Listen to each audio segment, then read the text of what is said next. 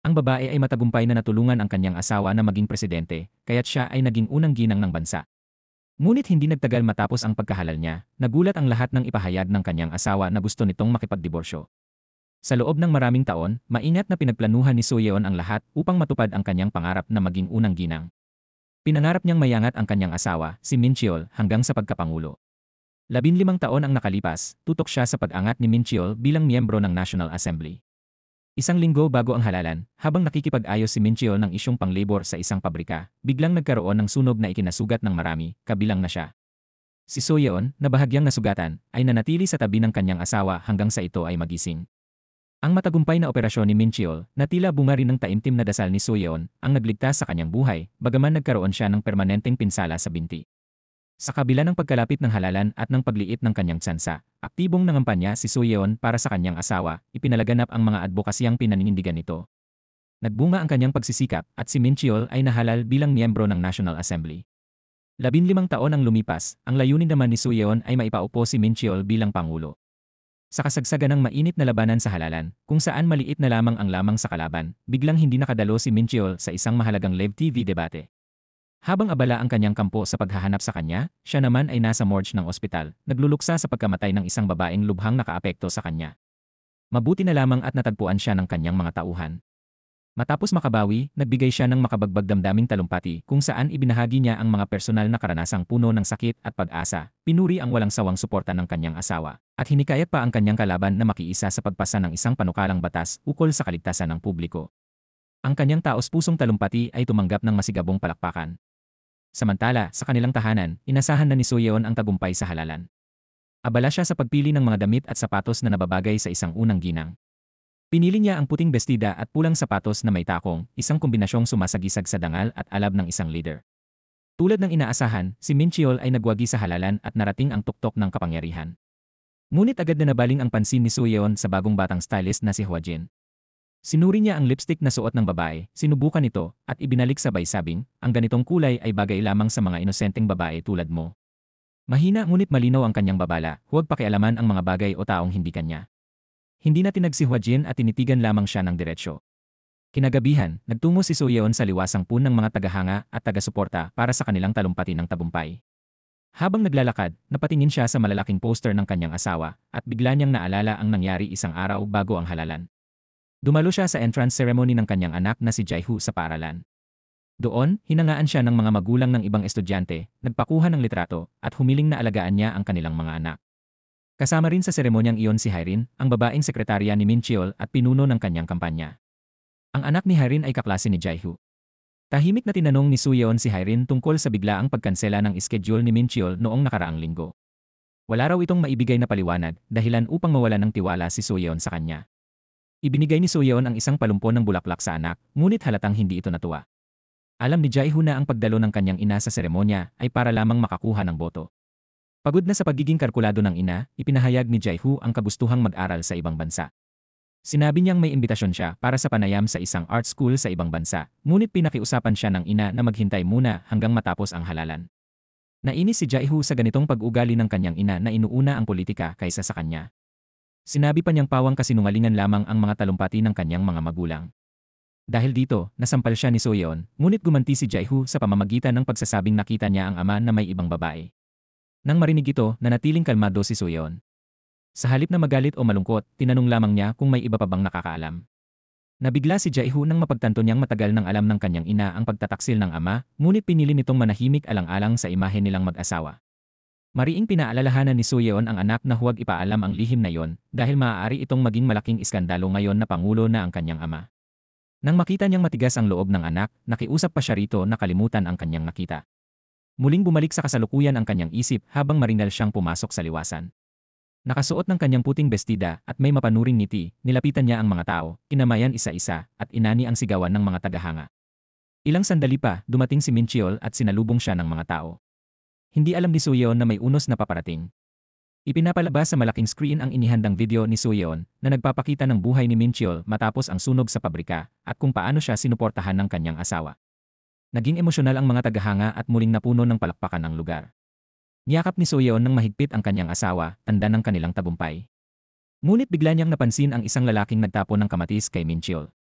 Walang pag-aalinlangan, tinakpan niya ito ng sarili niyang katawan.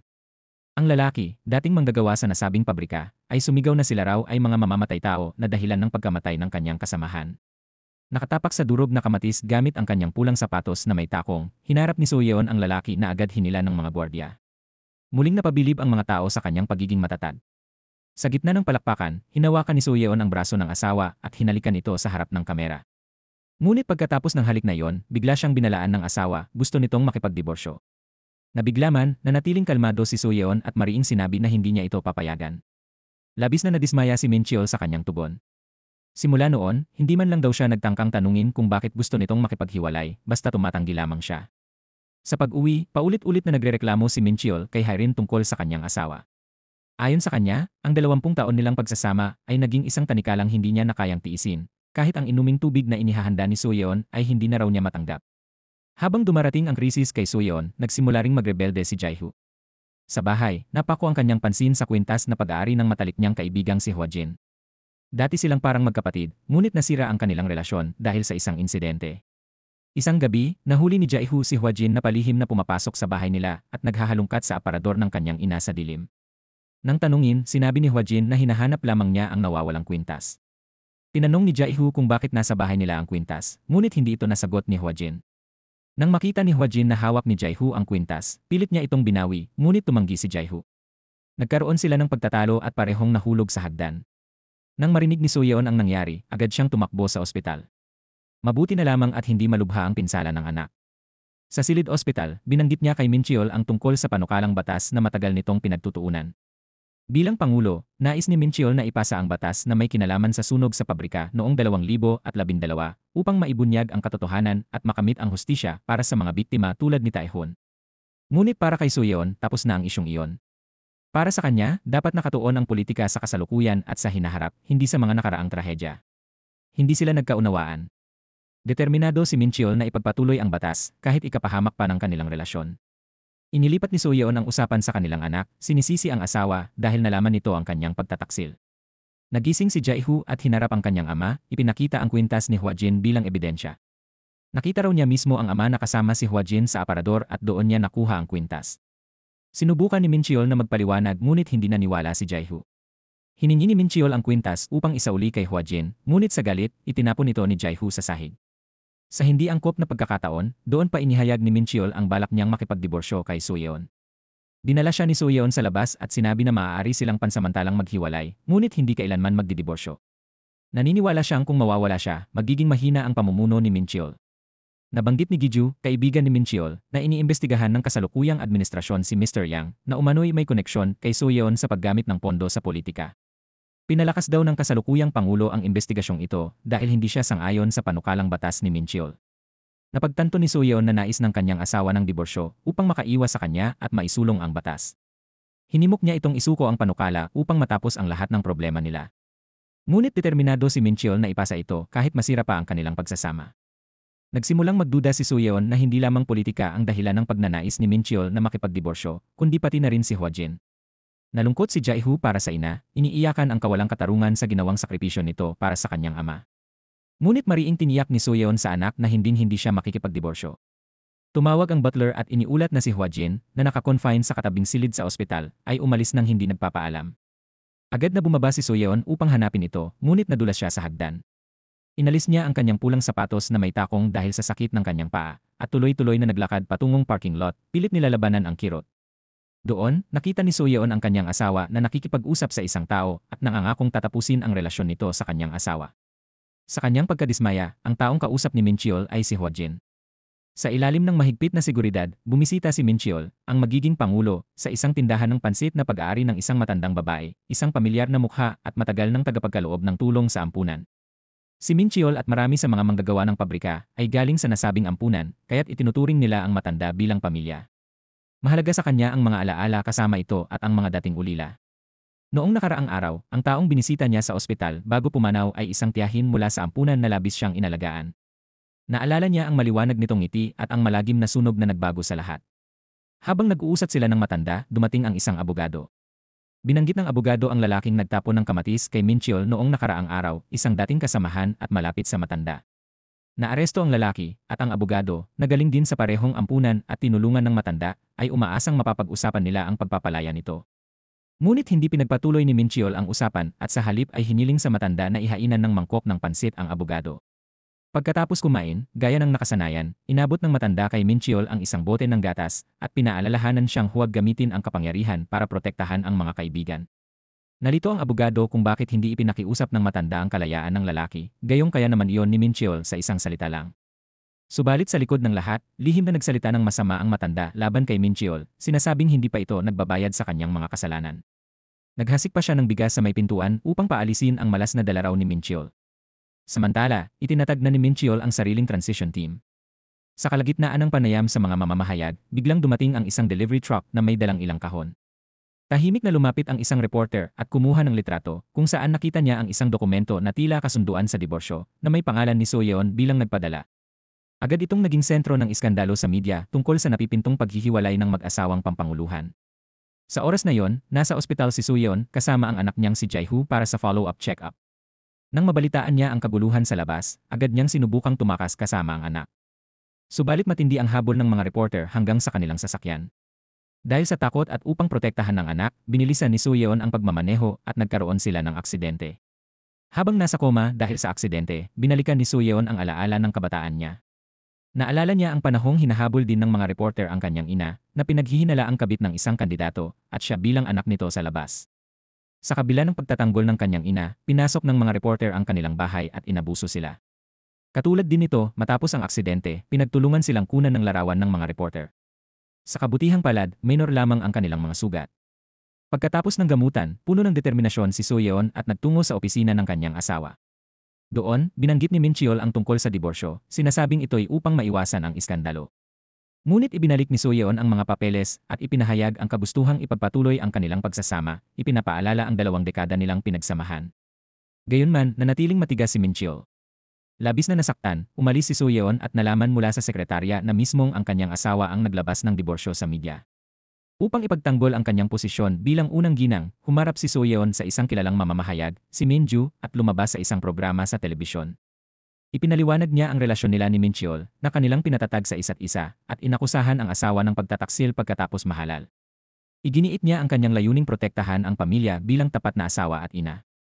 Ngunit sa gitna ng panayam, biglang tinanong siya ni Minju tungkol sa umano'y malaking pondo sa politika na natanggap niya mula kay Pangulong Yang, isang paksang ipinakiusap ni Soyeon na huwag talakayin. Bagamat nangako ang reporter, nilabag nito ang kasunduan at pinilit siyang sagutin ito ng live. Habang pinipigilan ni Soyeon ang sarili, isang breaking news ang lumabas. Nagsampa ng kaso si Minchiol laban sa kanya sa paglabag sa batas sa privacy dahil sa paglalagay ng mga tagot-aparatong pandinig sa panulat at dermos ng asawa sa loob ng 20 taon. Mahigpit siyang pinagtanong ni Minju tungkol sa isyong iyon, sinasabing iyon ang ugat ng kanilang problema sa kasal. Halatang nabigla, inamin ni Soyeon na ginawa nga niya iyon, ngunit para protektahan ang kanyang asawang politiko. Ipinaliwanag niyang ginampanan niya ang tungkulin bilang asawa at kasangga sa politika. Mariing tinuligsan ng reporter ang kanyang paliwanag, tinawag itong palusot. Napagtantong laban sa kanya ang sitwasyon, hindi na nakipagtalo si Soyeon at agad na tinapos ang panayam. Paglabas niya sa istasyon, sinalubong siya ng mga reporter. Habang tumatakbo siya, may lalaking sumenyas na sumakay siya sa kotse nito. Ipinakilala nito ang sarili bilang si Kang, isang abogado na dating nagdepensa sa lalaking nagtapon ng kamatis, at ngayoy humihingi ng tulong kay Soyeon para sa kanyang kliyente. Tumanggi si Soyeon at bumaba ng sasakyan, kumuha ng taxi. Ngunit nagpahayag si Kang na hindi siya susuko. Samantala, si Jaeho ay tinanggalan ng tahi sa ospital. Nakakita siya ng mag-ina na nagpapaalala sa kanya ng mga panahong masaya pa ang kanilang pamilya. Nang mapanood niya ang panayam ng ina at marinig ang masasakit na komento ng mga tao, napangiti na lamang siya ng mapait. Ang totoo, ang ginawang panlilinlang ng reporter ay planado ng sekretarya ni Minchiol, si Hyrin. Ipinakita niya sa kanya ang mga natuklasang aparato ng pakikinig at iminungkahing idemanda ang asawa. Ngunit nagalit si Minchiol. Sinabi niyang ang hangarin niya sa diborsyo ay protektahan, hindi saktan, si Soyeon. Ayaw niyang makulong ito kaya't pinatigil niya ang sekretarya. Para kay Minchiol, ang diborsyo ay hindi pagtataksil o para sa ambisyon sa politika, kundi isang tahimik na paraan ng pagprotekta sa asawa. Samantala, iniimbestigahan ng kasalukuyang Pangulo ang umano'y benepisyong pinansyal sa pagitan ina Pangulong Yang at Soyeon. Alam ni Minchiol na siya ang tunay na target ng investigasyon, kaya't ayaw niyang tuluyang maipit ang asawa. Naniniwala siyang ang paglayo at pagdiborsyo ang tanging paraan upang maprotektahan ito, bagaman unti-unti na siyang kinakabahan sa sitwasyong hindi niya makontrol. Pag-uwi ni Suyeon, sinalubong siya ng mga reporter sa labas ng bahay. Pagkapasok, agad siyang nagsuka. Karaniwang matatag, ngayon ay umiiyak siya at buong araw nakahiga, hindi kumakain ni umiinom, parang nawalan ng gana sa buhay. Ilang araw na siyang hindi kumakain ng tuluyan, hanggang sa nagising siya isang araw at tinitigan ang sarili sa salamin. Habang pinagmamasdan ang magulong anyo, bumalik sa alaala niya ang pagkabata, ang sandaling nakita niyang sinaksak ang kanyang ina hanggang sa mamatay. Sa galit at sakit, binasag niya ang salamin at nagbago ang ekspresyon sa kanyang mukha, puno ng determinasyon na hindi siya matatapos gaya ng kanyang ina. Kinagabihan, nagbalik ang lakas ng loob ni Suyeon. Pumunta siya sa isang law firm upang humingi ng legal na payo. Sinabi niyang malaking bahagi ng tagumpay ni Min Cheol bilang pangulo ay dahil sa kanya, kaya karapatan niyang makuha ang kalahati ng lahat ng pinaghirapan nila. Pinayuhan siya ng abogado na huwag ituloy ang diborsyo dahil mawawala sa kanya ang mga pribilehyo bilang unang ginang. Sa halip, iminungkahi nitong labanan niya ng agresibo ang kaso ng asawa. Hindi umatras si Suyeon. Ngunit matapos makatanggap ng tawag, biglang umatras ang abogado at tinanggihan ang kanyang kaso. Pinaghinalaan niyang may kinalaman dito si Min Cheol kaya naghanap siya ng ibang abogado. Ilang beses siyang tumanggian at tila wala nang gustong tumulong sa kanya. Habang puno ng panghihinayang, nakatanggap siya ng tawag mula sa guro ni Jae-hoo na nagsabing nakipagsuntukan ito sa eskwela. Pinagtawanan at tinukso siya ng mga kaklase bilang dethroned queen dahilan ng kanyang galit. Agad na nagtungo si Suyeon sa paaralan upang humingi ng paumanhin sa mga magulang ng batang nasaktan, ngunit iginiit nilang mapatalsik si Jae-hoo. Sa oras na yon, dumating ang chairman ng paaralan na si Cha Jong-ryon, kalahating kapatid ni Suyeon at tiyuhin ni Jae-hoo. Anak siya ng legal na asawa ng ama ni Suyeon. Pinakalma niya ang sitwasyon at inayos ang gulo. Gayunman, payo niya kay Suyeon ay tapusin na agad ang diborsyo kay Min Cheol. Naisip ni Suyeon na ginagamit ng asawa ang anak nila upang mapilit siya sa diborsyo, ngunit kalahati lamang iyon ng katotohanan. Nakipag-ugnayan nga si Min Cheol kay Jong-ryon, ngunit para tiyakin lamang na maalagaan ang anak nila, hindi para manipulahin si Suyeon. Kinabukasan, sa isang tanghalian kasama si Min Cheol at isang natalong kandidato sa pagkapangulo, pinag-usapan ng mga sekretarya ang iskandalong kinakaharap ni Suyeon. Lumabas na noon pa man, inutusan ng kanyang ama ang isang tao upang manmanan siya, ngunit binaligtad ni Suyeon ang sitwasyon at ginamit iyon upang subaybayan naman ang kanyang asawa. Pagkatapos ng pagpupulong, nakipagkita ng pribado si Min Cheol kay Gi-ju, ang kanyang dating karibal sa halalan, at inalok itong maging punong ministro sa ilalim ng isang pinagsamang gabinete. Bilang patunay ng sinseridad, inialok niyang bigyan ng posisyon sa mga pampublikong institusyon ang partido ni Gi-ju. Noong una ay tumanggi si Gi-ju, inakalang taktika lamang iyon upang mailihis ang isyu ng diborsyo. Ngunit ipinaliwanag ni Min Cheol na ang tunay niyang hangarin ay ang mabilisang pagpapatupad ng mga batas sa tulong ni Gi-ju. Ibinahagi niya na ang dahilan ng kanyang pagpasok sa politika ay ang aksidenteng naganap sa pabrika noong 2012 kung saan isa sa mga biktima ay si Tae-hwan na maling sinisi sa pangyayari. Naantig si Gi-ju sa katapatan at dedikasyon ni Min Cheol kaya sa huli ay pumayag siyang makipagtulungan. Sa isang press conference, inanunsyo ni Gi-ju na pinag-iisipan niyang bumuo ng susunod na pamahalaan kasama si Min Cheol at kasalukuyang inaayos ang mga kasunduang pambatas. Samantala, naghahanda si Jae-hoo para mag-aral sa ibang bansa. Napansin ni Suyeon na hindi nasuot ng anak ang kwintas na ibinigay niya rito. Pinaghinalaan ni Jae-hoo na ninakaw ito ng stylist na si Hwa Jin na nakita niyang naghalungkat ng gamit sa bahay noong gabing iyon. Ngunit ipinabatid ng wardrobe designer na si Ma Yong-ju na bigla na lamang nagbitiw si Hwa Jin sa trabaho. Lalong gumulo ang sitwasyon nang makatanggap si Suyeon ng maraming mensahe mula sa mga mamamahayag.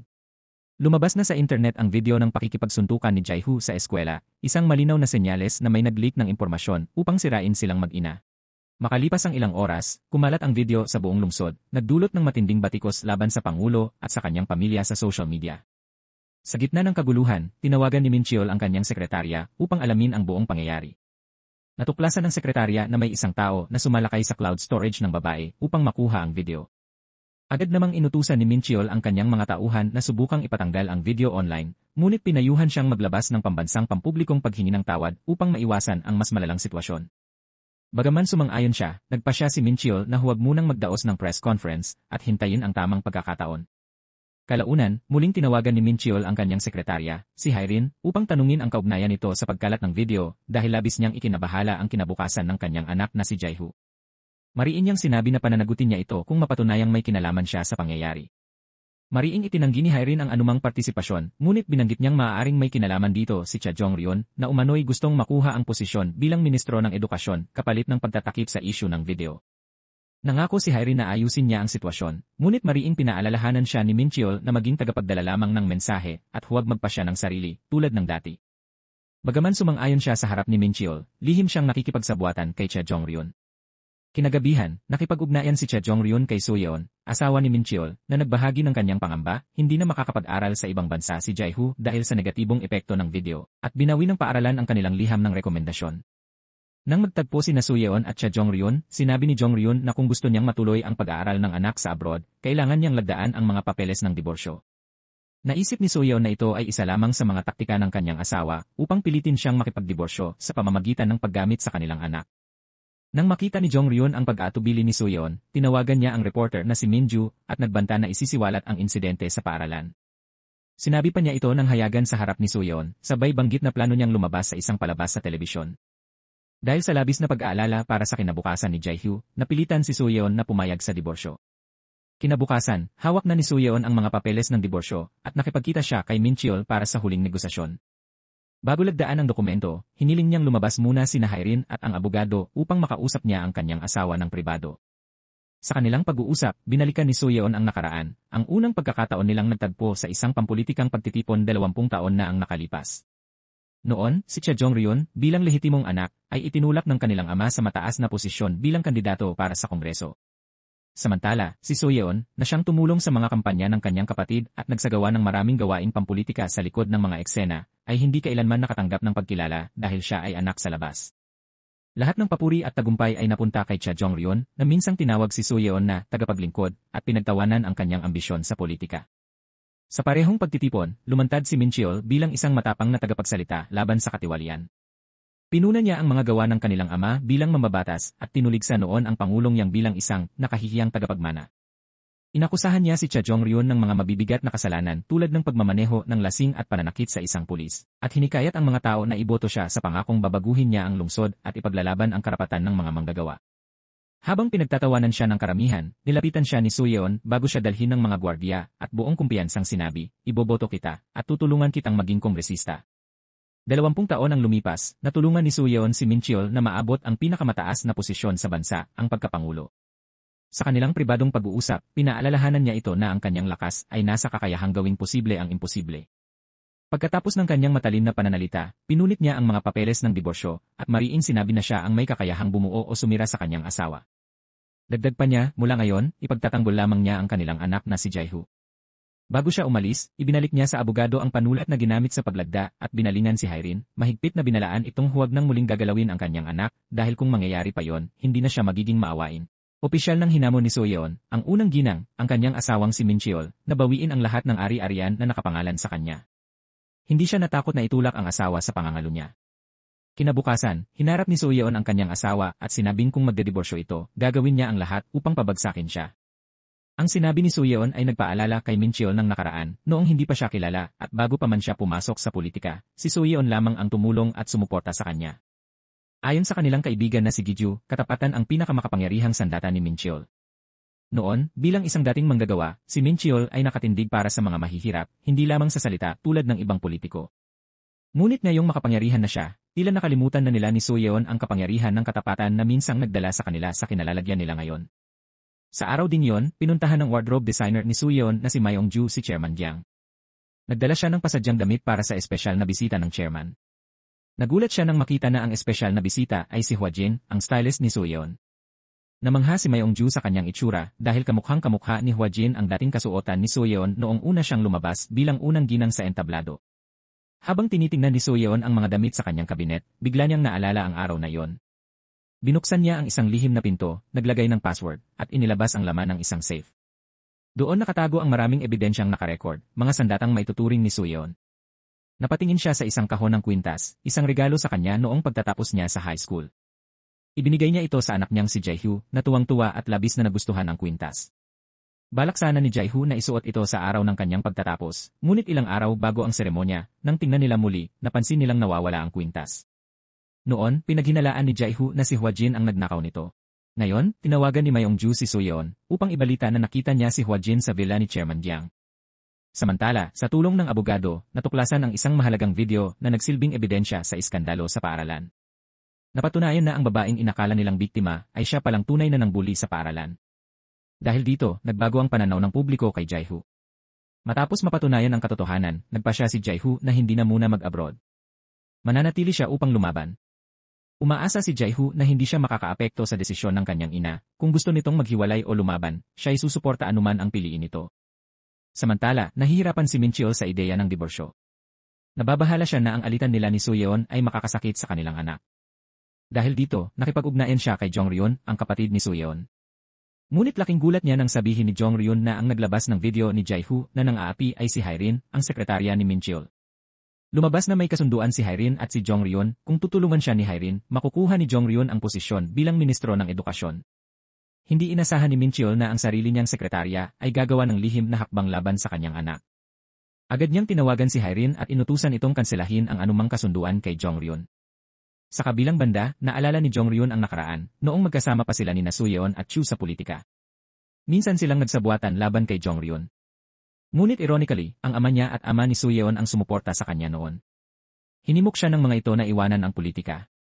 Tumanggi siya at muling binuksan ang isyu sa pagkamatay ng ina ni Soo-yeon na pinaghihinalaan niyang pinapatay ng ama nito para sa halalan. Sa sobrang galit, nawalan ng malay ang kanyang ama. Ngayon, naggangalit si Jong-ryun at determinadong makaganti, gustong masilayan ang pagbagsak ni Soo-yeon at Min-cheol. Kinabukasan, kinausap ni Min-cheol si Haerin at inamin ang lahat, subalit may paliwanag siya. Anya, kailangan ng sakripisyo upang manatili siya sa pwesto bilang pangulo, kahit pa ang anak niya ang maging biktima. Para kay Haerin, ang batas na tinatawag na Taehunlaw na itinutulak ni Min-cheol ay nagsimula pa noong matapos ang sunog sa pabrika noong 2012 kung saan kabilang sa mga biktima si Taehun. Noon, naprotesta si Haerin mag-isa para sa mga biktima ng trahedya. Tinulungan siya ni Min-cheol at siya pa mismo ang nagdala ng karatula, mas masigasig pa kaysa sa kanya. Lumagda si Min-cheol noon bilang tanda ng kanyang paninindigan para sa katarungan. Ngayon, muli niyang binanggit ang batas na iyon. Para maipasa ito, sinabi niyang hindi niya pinagsisisihan ang desisyong magdiborsyo. Nangako pa siyang tutulong si Haerin sa kanya sa laban. Ngunit habang kaharap niya ang sekretarya na halos mawalan na ng katinuan sa bigat ng mga pangyayari, hindi na kinaya ni Min-cheol ang sitwasyon. Pinauwi niya agad si Haerin, ngunit bago ito makaalis, naibigay na niya ang huling utos ng Pangulo. Sa harap ng mga mamamahayag, nagsagawa ng press conference ang abogado ni Soo-yeon.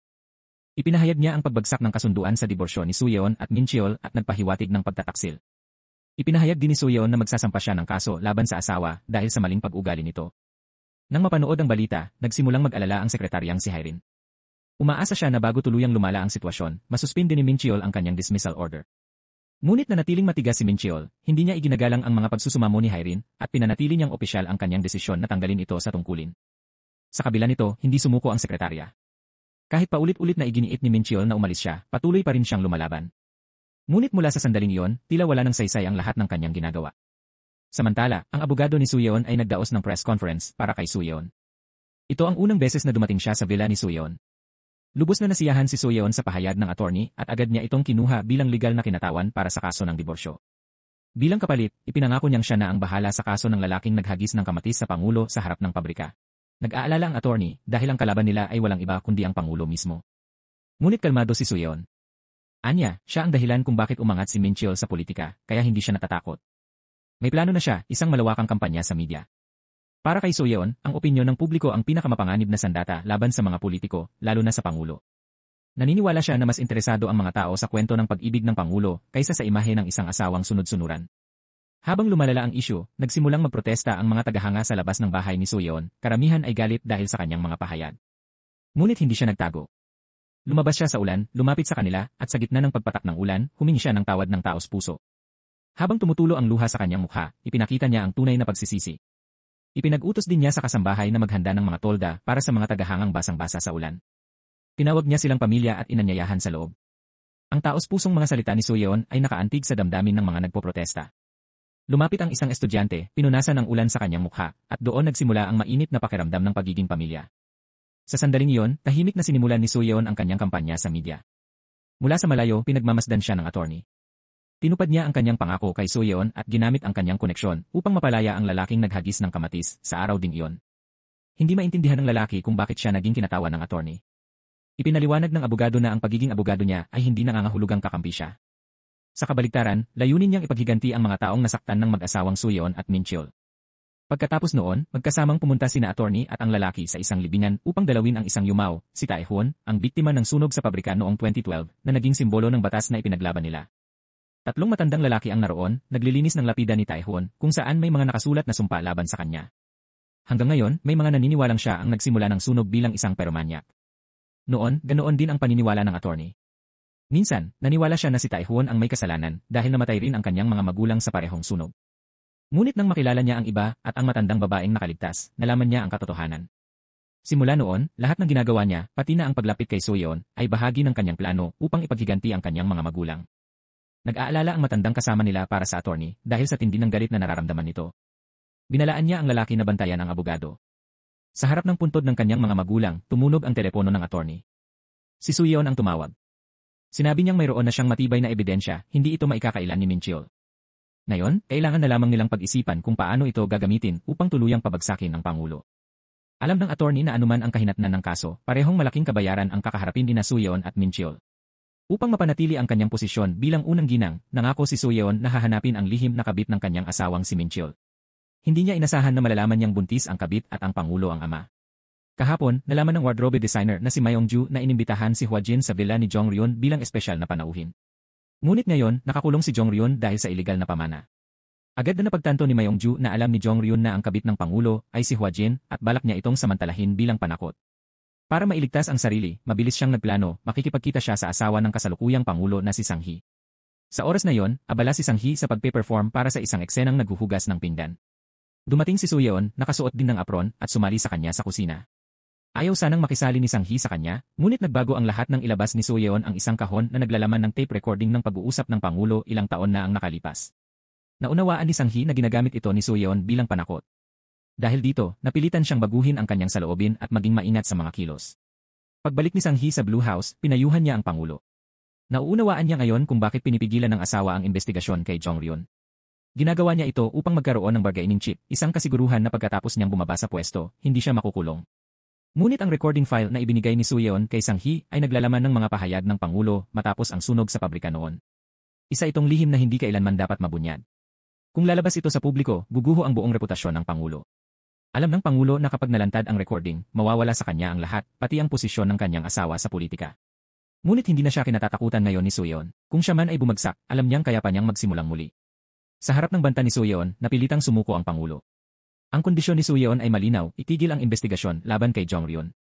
Hindi pa rin kontento ang Pangulo, gusto niyang malaman ang kahinaan ni Soyeon upang maprotektahan ang sarili sa hinaharap. Pinayuhan siya ng kanyang mga tagapayo na tanggapin ang kondisyon ni Soyeon dahil kung hindi, sarili niyang pagkawasak ang mangyayari. Matapos ang pag-areglo, pinuntahan ni Sang-hee si Min Cheol upang bawiin ang diborsyo. Ipinahayag niya na hindi maaaring mapanatili ni Min Cheol ang batas habang pinoprotektahan ang asawa. Sa kanyang mga salita, napagtanto ni Min Cheol na hindi pala siya mismo ang humaharang sa batas, kundi ang kanyang asawa. Tinawagan niya si Soyeon upang magtanong, ngunit hindi ito sumagot ng diretsyo, tanging sinabi lamang ni Soyeon na matagal na siyang pumili. Ngayon, panahon na raw para kay Min Cheol na pumili sa pagitan ng asawa at batas. Naglakad si Min Cheol sa ulan, may hawak na payong. Habang nag-iisip, naalala niya noong magkasama pa sila ng asawa sa isang payong, panahong simple pa ang lahat. Ngunit ngayon, iba na. Nakita niya ang video ng kanyang asawa na humihingi ng tawad sa publiko at napansin niyang ito ay isang pakana laban sa kanya. Upang makabawi, iminungkahi ng kanyang sekretaryo na makipagkita siya sa kasalukuyang Pangulo at bumisita sa lugar ng sakuna upang makuha ang simpatya ng mga tao. Matapos mag-isip, nagpa siya si Min Cheol na panahon na upang harapin ang kanyang asawa. Kahit tungkol man kay Jongryun o sa batas, kailangan na niyang kumilos. Ipinag-utos din niya sa sekretaryo na imbestigahan ng palihim ang isang aksidente sa sasakyan na kinasangkutan ng isang babaeng manggagawa sa pabrika. Kalaunan, nakipag-ugnayan siya kay Secretary Lim na nagtrabaho sa ilalim ni Madam Yi at nalaman mula rito kung sino ang nagbigay ng mga kagamitan sa pakikinig kay Soyeon, isang dating pulis na ngayon namamahala ng convenience store. Nang usisain ito ni Min Cheol, inamin ng lalaki ang lahat. Ayon sa kanya, matagal nang lumapit si Soyeon upang humingi ng lumang uri ng listening device, ang klase na maaari pang mabawi. Ipinangako ni Min Cheol sa lalaki ng malaking halaga kapalit ng pagtulong sa kanya na imbestigahan si Soyeon, lalo na tungkol sa mga transaksyon nito sa Pangulo 5 taon na ang nakalipas. Doon lamang napagtanto ni Min Cheol na sa kabila ng mga taon nilang magkasama, hindi niya talaga kilala ang kanyang asawa. Samantala, ang dating sekretarya ni Min Cheol, bagaman natanggal, ay patuloy na tumutulong sa Pangulo. Natuklasan niya ang nakaraan ni Attorney Kang at nalaman na ito pala ay kamag-anak ng biktima sa sunog sa pabrika. Naalala ng sekretarya ang nakaraan, noong pagkatapos ng sunog, si Soyeon ang nagplano upang isisi ang kasalanan sa isang manggagawang si Taehoon para maprotektahan ang karera ng kanyang asawa. Alam ni Soyeon na kailangang may managot upang hindi madamay si Min Cheol, kaya pinili niyang isakripisyo si Taehoon. Nang magreklamo ang pamilya ni Taehoon, nagsimula ang kabuluhan sa ospital kung saan nagpapagaling si Min Cheol. Dahil sa pressure, napilitang sumang-ayon ang sekretarya sa plano ni Soyeon. Ngayon, alam ng sekretarya na ang pinakamahalagang tanong ay kung bakit tinanggap ni Atty. Kang ang kaso ng diborsyo ni Soo-yeon at higit pa rito, kung totoo nga bang may relasyon si Min-cheol. Kumalat ang tsismis ng pangangaliwa ni Min-cheol matapos itong ipakalat ni Soo-yeon na nagbanta pang ilabas ang ebidensya sa korte. Alam ng sekretarya na si Soo-yeon ay naghihinala na si Hwa-jin ang kabit ng Pangulo at hawak nito ang mga konektadong ebidensya. Upang maprotektahan ng Pangulo, nagpasya ang sekretarya na magsimula kay Hwa-jin at utusan ang isa pang sekretarya ni Min-cheol na sundan si Atty. Kang. Samantala, sa loob ng transition team ng gobyerno, kumalat ang usapan tungkol sa diumano'y relasyon ng Pangulo. Lahat ay naniniwala kung walang apoy, walang usok. Tinawag nila ngayon ang tunggalian ni Min-cheol at Soo-yeon bilang digmaan ng pag-ibig. Upang tulungan si Min-cheol, agad pumunta ang sekretarya sa bahay ni Hwa-jin, ngunit sinabi ng kasamahan nito na lumipat na siya sa isang lugar na may tirahan at trabaho. Nalito ang sekretarya, hindi alam kung saan napunta si Hwa-jin. Samantala, binigyan ni Soo-yeon ng bagong kotse ang kasambahay. Bagaman nag-aalala ito, ngumiti lang si Soo-yeon handa sa anumang darating. Di nagtagal, nakipag-ugnayan si Soo-yeon sa tatlong senador at kay Secretary Lim.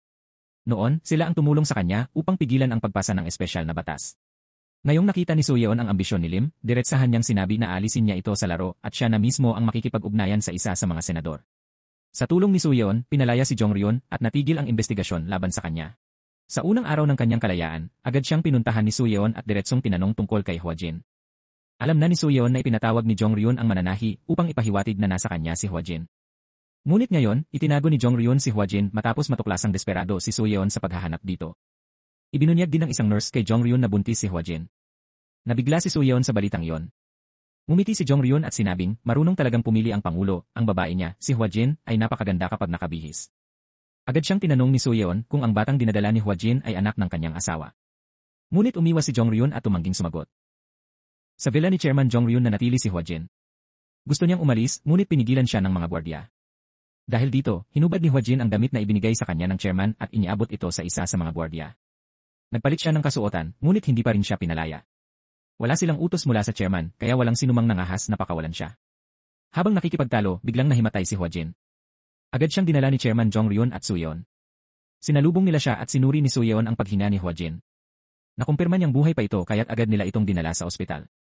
Pagkagising ni Hwa-jin, nakita niya si Soo-yeon sa loob ng kanyang silid sa ospital. Sinabi ni Soo-yeon sa kanya na siya ay buntis.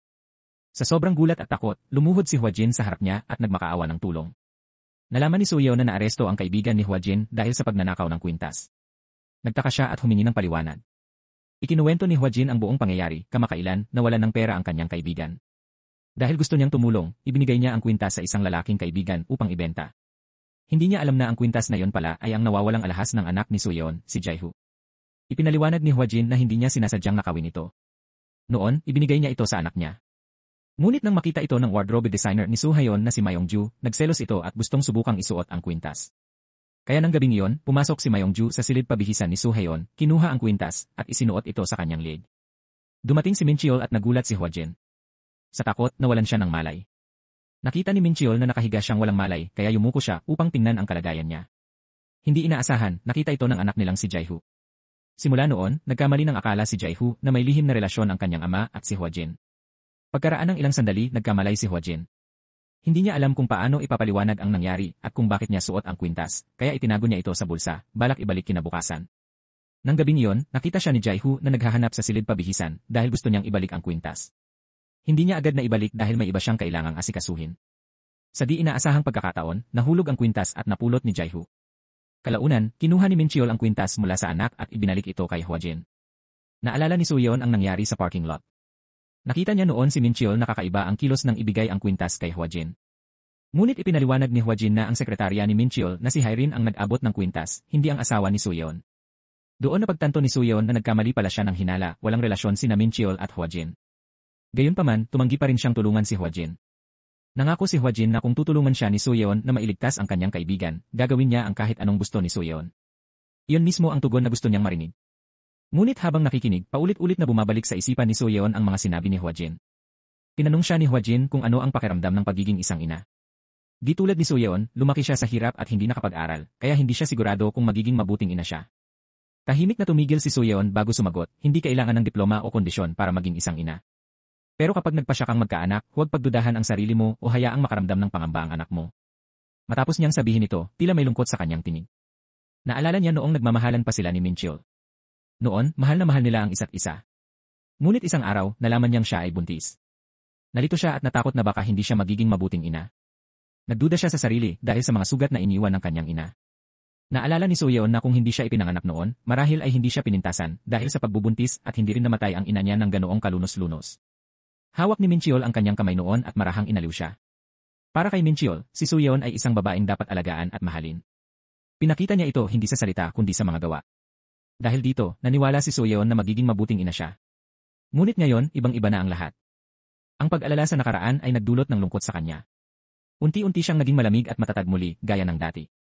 Gayunman, kahit pa bumalik ang lakas ni Soo-yeon, nanatili pa rin ang pagdududa niya kay Hwa-jin.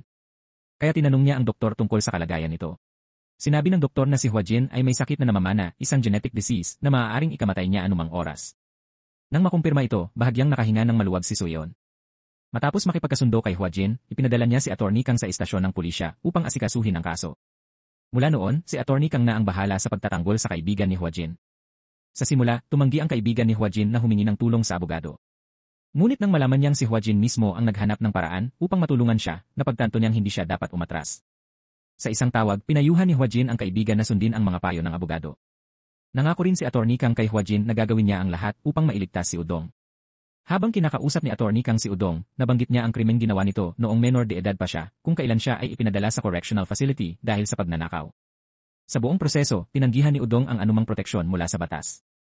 Naalala niya ang nakaraan, kung saan silang tatlo, siya, si Hwa-jin, at isa pa nilang kaibigan, ay nagnakaw ng motorsiklo. Sa aksidenteng yon, nasugatan ang kanilang kasama.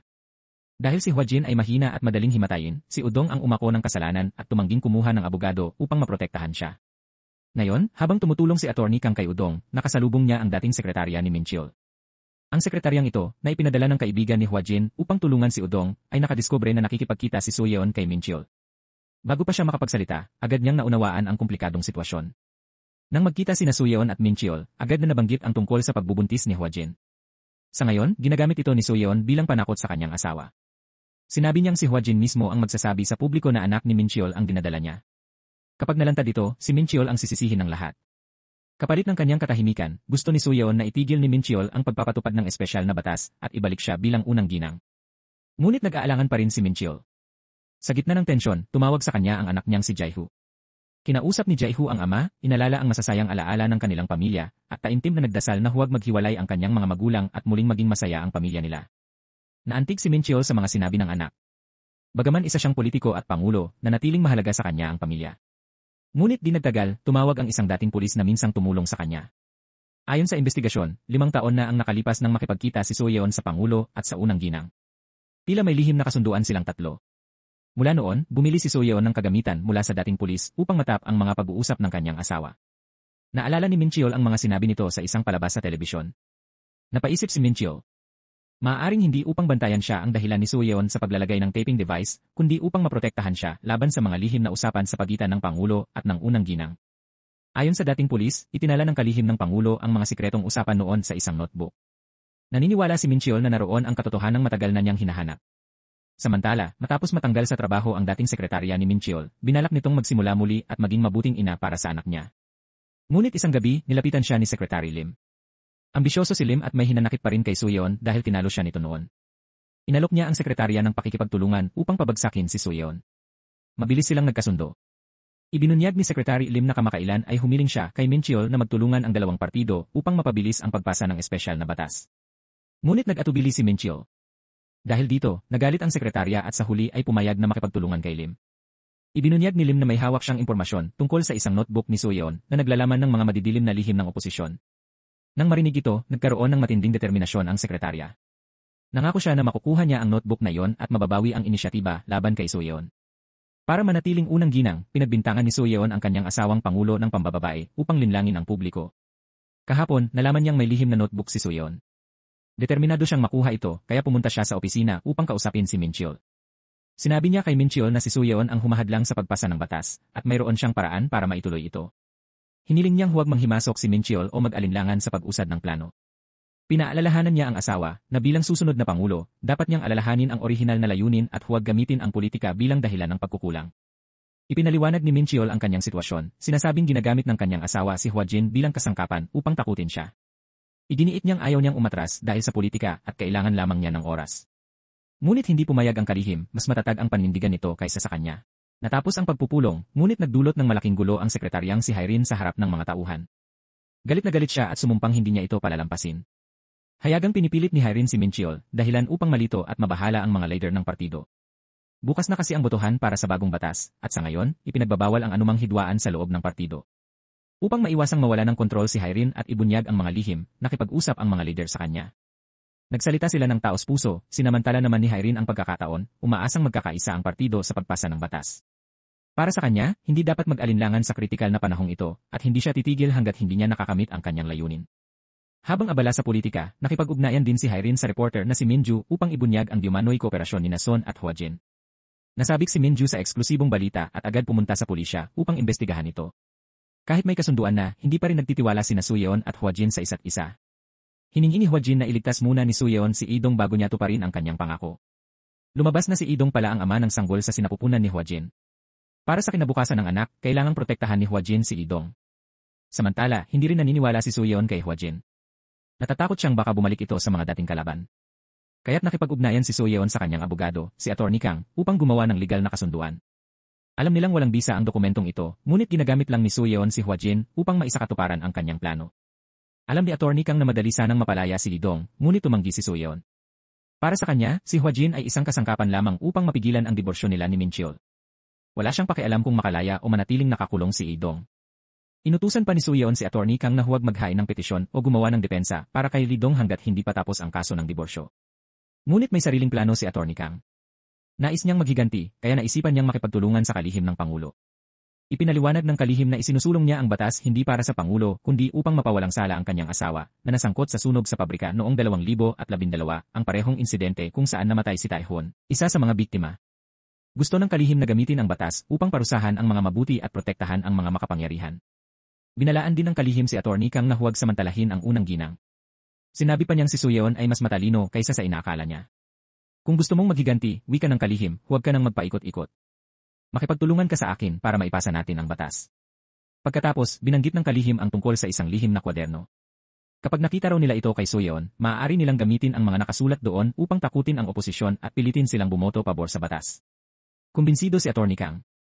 Itinago niya muna si Suyeon at nagtungo sa ospital upang kausapin si Huajin. Doon, inamin niyang niloko siya ni Suyeon at walang bisa ang kasunduan nila. Isinalaysay naman ni Huajin na noong ninakaw niya ang kwintas, napansin niya ang isang lihim na safe sa dressing room at isang boton sa ilalim ng kabinet. Naniniwala si Atty. Kang na tiyak na nandoon nakatago ang notebook. Hindi na siya makapaghintay, nagpasya siyang pumasok sa bahay ni Suyeon kinagabihan upang kunin ito. Pagdating sa bahay, nagkunwari siyang nagugutom at hiniling ni Suyeon sa butler na maghanda ng hapunan.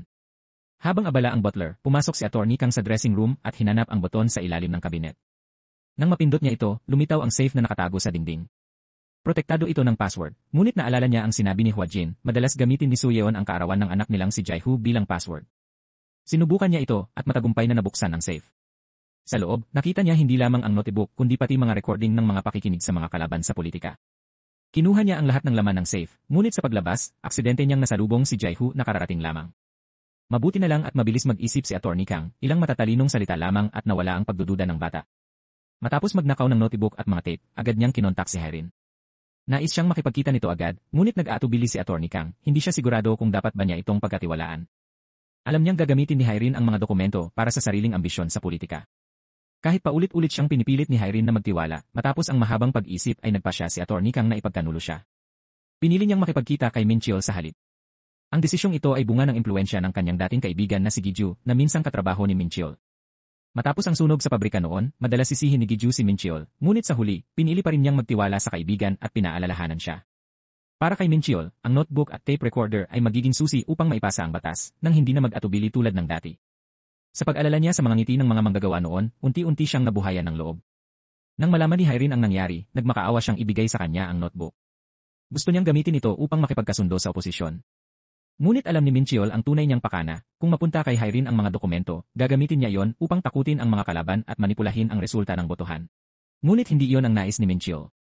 Nais niyang isulong ang batas, ngunit sa tamang paraan lamang. Patuloy siyang hinihikayat ng kalihim na nagkwento tungkol sa kanyang asawa noon, isang babaeng minsang nangarap magtayo ng malaking hotel sa lupang iyon. Ngunit nang matapos ang proyekto, tinanggihan pa siyang bayaran sa aksidente at sinisiyasat pa siya dahil sa umano'y mga pagkakamali sa trabaho. Iyon ang dahilan kung bakit itinutulak niya ngayon ang batas na ito para makaganti at mapawalang sala ang sarili. Gayunman, kahit anong paliwanag ng kalihim, wala namang balak si Minchiol na ibigay sa kanya ang mga ebidensya. Dahil sa utang na loob sa mga taong nagturo sa kanya ng prinsipyo, ayaw niyang ipagpatuloy ang mga masasamang gawain o hayaang madala siya sa maling landas. Nang gabing iyon, habang hawak ni Minchiol ang notebook at mga tape, narinig niya sa isip ang tinig ng kanyang asawa, si Soyeon, at ng kanyang mga kaibigan. Ang mga alaala ng mga taong pinaglaban niya ay bumalik sa kanya. Sa huli, gumawa si Minchiol ng sariling desisyon. Ang mga salitang binitiwan sa kanya ni Giju kagabi ay tumulong upang tuluyan siyang magpasya. Sumumpa siya na sa pagkakataong ito, tiyak nakikilos siya. Kinabukasan ay araw ng pulong sa Kongreso. Ang mga mambabatas ay boboto para sa pagpasa ng batas ngayong araw. Dinala ni Minchiol ang notebook at mga mahalagang ebidensya sa gusali ng National Assembly. Ngunit sa daan, hindi inaasahang nakatagpo siya ng matinding trapiko. Bumaba siya ng kotse upang alamin ang dahilan at napansin niya ang isang guwantes na nahulog sa kalsada. Sa sandaling makita niya ito, naalala niya ang kanyang dating kaibigan na manggagawa, ang taong minsang inilagay ang kamay sa makina upang ipaglaban ang karapatan ng mga katulad nila. Doon niya muling naunawaan kung bakit kailangang magpatuloy siya sa laban para sa hustisya ng mga manggagawa. Alam ni Minchiol na kailangan niyang makarating sa National Assembly bago magsimula ang botohan. Ngunit ang trapikong iyon ay hindi aksidente, ito pala ay inihanda ng Pangulo upang pigilan siya. Inutusan ng Pangulo ang kanyang mga tauhan na magdulot ng trapiko at bantayan si Minchiol ng mabuti. Ngunit hindi siya nagpatinag. Agad siyang nagbalakayo at sumakay sa isa sa mga motorsiklo ng mga pulis sa trapiko. Mabilis siyang sumugod patungo sa gusali ng Kongreso. Bago ang botohan, lihim siyang nakipagpulong sa ilang miyembro ng oposisyon. Karamihan sa kanila ay nagdadalawang isip pa noon, iniisip na hindi nila bobotohang iang batas. Pagdating niya sa session hall, inilapag ni Minchiol sa sahig ang notebook at mga tape, ngunit hindi niya ginamit iyon bilang pananakot. Sa halip, nagsalita siya ng taos puso, buong tapang at may paniniwala. Ang kanyang mga salita ay tumama sa puso ng mga nasa kabilang panig. Umaasa siyang gagawa sila ng desisyon ayon sa kanilang konsensya, hindi dahil sa takot o impluensya. Habang nagsasalita, pinipigilan ni Minchiol ang kanyang luha, pinipilit na manatiling matatag upang ipakita ang kanyang paninindigan. Sa loob ng mahigit 20 taon, mula sa pagiging isang simpleng kandidato, nagsumikap siyang marating ang posisyon na mayroon siya ngayon, upang matuklasan ang katotohanan sa likod ng sunog sa planta at maibigay ang katarungan sa mga biktima. Dahil sa mga sinabi ni Minchiol, halos lahat ng mambabatas ay nagbago ng paninindigan at bumoto pabor sa panukalang batas. Nang marinig ito ni Soyeon, siya ay nabalisa. Kaagad niyang tinawagan ang ilang mambabatas upang pigilan sila. Sinabi niyang mayroon din siyang kopya ng ledger, ngunit hindi na sila natakot. Alam nilang kung mailalabas sa publiko ang ledger, mawawala na ang lihim at wala nang dapat katakutan. Higit pa rito, naniwala na sila kay Minchiol. Alam nilang kung may mga ilang magtatangkang bumoto laban sa panukala, sila naman ang haharap sa matinding kapalit dahil sa naging impluensya at paninindigan ni Minchiol. Sa wakas, naipasa ang espesyal na panukalang batas na labis niyang ipinaglaban sa loob ng 2 dekada. Ayon sa batas na ito, sa wakas ay malalantad na ang katotohanan sa likod ng sunog sa planta noong 2012. Sa tanggapan ng Transition Committee, masayang nagdiwang ang mga tao para kay Minchiol. Ngunit sa mga sandaling iyon, hindi pa niya alam na ang tunay na laban ay magsisimula pa lamang. Samantala, upang maghiganti para sa pagkamatay ng kanilang mga magulang sa aksidenteng iyon, nakipagsanib puwersa si Attorney Kang kay Hwajin. Ayon sa plano ng abogado, pumirma si Hwajin sa isang petisyon upang mapalaya ang kanyang kasintahan at pumayag siyang lumabas sa isang TV interview upang ilantad ang kasinungalingan ni Soyeon tungkol sa pagiging kabit ng presidente. Ipinangako ni Attorney Kang na pagkatapos ng panayam, mapapalaya ang kasintahan ni Hwajin. Nakipagkita rin si Attorney Kang sa isang mamamahayag na si Minju at ibinigay ang script ng mga ibubunyag ni Hwajin laban kay Soyeon. Simula noon, hindi na niya sinasagot ang mga tawag ni Soyeon. Ibig sabihin, tuluyan na siyang lumaban laban sa dating kakampi. Pagkatapos makipagkita sa reporter, nagtungo siya sa presinto at isinuko ang petisyon ni Hwajin at ang mga ebidensyang nagpapatunay na walang kasalanan ang kasintahan nito. Ang araw na iyon ay sakto ring araw na naipasa ang espesyal na batas. Lubos ang kaligayahan ni Attorney Kang. Naging abogado siya para lamang sa layuning iyon ang mapasa ang batas at maipaghiganti ang kanyang mga magulang. Dumating naman si Hwajin sa TV station, handang gawin ang panayam ayon sa napagkasunduan nila ni Attorney Kang. Ngunit bago magsimula, dumating si Attorney Kang sa backstage at umamin na niloko niya si Hwajin. Ayon sa kanya, sapat na sana ang petisyon para mapalaya ang kasintahan nito at hindi na kailangang lumabas sa TV. Inamin niyang ginamit niya si Hwajin para sa sarili niyang paghihiganti dahil labis niyang kinamumuhian si Soyeon. Matapos ang sunog sa planta, si Soyeon ang isa sa mga nagkubli ng katotohanan. Ibinintang niya ang kasalanan sa isang inosenteng tao, dahilan para magdusa ito ng matagal. Ngunit kahit nalaman ni Hwajin ang totoo, hindi siya umurong. May sarili rin siyang lihim na nais isiwalat. Habang isinasagawa ang programa, umuwi si Minchiol upang harapin ang kanyang asawa. Galit na galit si Soyeon at tinanong niya kung kailan pa kumampi ang asawa niya kay Attorney Kang at kung bakit niya siya pinagtaksilan. Sagot ni Minchiol, sasagutin niya ang lahat ng tanong ng asawa, kapalit ng isa lamang, ipaliwanag ni Soyeon kung bakit niya tinutulan ang pagpasa ng espesyal na batas. Ngunit tumanggi si Soyeon na ipaliwanag. Sinabi lang niyang hindi ganoon ang lahat ng iniisip ng asawa. Habang nag-uusap sila, lumabas sa telebisyon ang panayam ni Hwajin. Alam ni Suyeon na may kasunduan sila, ngunit hindi niya inutusan si Hwajin na lumapit sa media. Sa simula ng programa, tila natigilan si Hwajin. Nag-alala ang producer na baka mabigo ang palabas, ngunit sa tulong ng reporter na si Minju, unti-unti siyang nakarecover. Sa huli, ibinunyag niya ang nakakagulat na katotohanan, anak siya ni Min Cheol. Labis na nagulat ang lahat, kabilang ang reporter. Naitanong ng reporter kung kailan pa nalaman ni Hwajin ang tungkol dito. Tapat siyang sumagot, nalaman niya ito noong araw ng eleksyon ilang taon na ang nakalipas. Sa burol ng isang kasamahan sa trabaho ni Min Cheol na namatay sa aksidente sa kotse, napansin ni Min Cheol ang dilaw na scarf ni Hwajin, ang parehong scarf na pagmamay-ari ng dati niyang kasintahan bago niya nakilala si Suyeon. Doon, nagsimulang magduda si Min Cheol. Kaya hiniling niya kay Hwajin na manatili sa funeral hall ng 3 araw bilang kapalit ng pamilya ng namatay. Sa kasalukuyang palabas, sinabi ni Hwajin na wala siyang pagkakataong sabihin sa Pangulo na siya ang anak nito. Pagkatapos noon, ibinulgar niya ang kasinungalingan ni Suyeon, ang peking kwento tungkol sa pagiging kabit ng presidente. Habang nangyayari ang lahat ng ito, nagkagulo sa bahay ng pamilya ni Suyeon. Galit na hinarap ni Jae-hoo ang kanyang mga magulang at nagtanong ng katotohanan, ngunit walang masagot ang dalawa. Sa labis na pagkadismaya, lumabas si Jae-hoo at iniwan sila. Sa sandaling iyon, inisip niyang kasuklam-suklam ang kanyang mga magulang. Tinanong ni Suyeon ang asawa kung kailan pa niya nalaman ang tungkol sa sikreto ni Hwajin. Sagot ni Min Cheol, hindi pa siya sigurado noon, ngunit nagduda siya noong gabing pumasok si Hwajin sa kanilang silid at nagnakaw ng isang bagay mula sa aparador. Napansin niya noon na suot ni Hwajin ang palawit na singsing, at nang ipabasa niya ang nakaukit sa loob, iyon pala ay ang engagement ring na ibinigay niya sa dating kasintahan. Noong una, hindi pa siya sigurado. Ngunit nang mapansin niyang madalas himatayin si Hwajin, tulad ng dating niyang kasintahan, at malaman mula sa mga doktor na ito ay namamanang karamdaman, natiyak ni Min Cheol, si Hwajin ay anak niya. Nang marinig ni Suyeon ang paliwanag ng kanyang asawa, hindi niya matanggap na si Hwajin ay anak ni Min Cheol. Labis siyang nabigla at naluha. Ngunit binaliktad ni Min Cheol ang tanong, matagal na niyang pinaghihinalaan na si Suyeon ang naglayo sa dati niyang kasintahan, kahit alam nitong buntis ang babae noon. Hindi sumagot si Suyeon sa tanong ng asawa at sa halip, hinihiling niyang magpa-DNA test ito upang patunayan ang lahat. Dahil sa paglabas ng balitang may anak sa labas si Min Cheol, bumagsak ang kanyang reputasyon. Nagtipon ang mga protestante, nag-akusa ng moral na katiwalian, at humingi ng agarang pagbibitiw ni Min Cheol bilang pangulo. Sa harap ng mga demonstrasyon at panayam sa media, nanatiling kalma si Min Cheol. Nangako siyang magpapa-DNA test kung papayag si Hwajin, ngunit wala siyang balak magbitiw sa pwesto.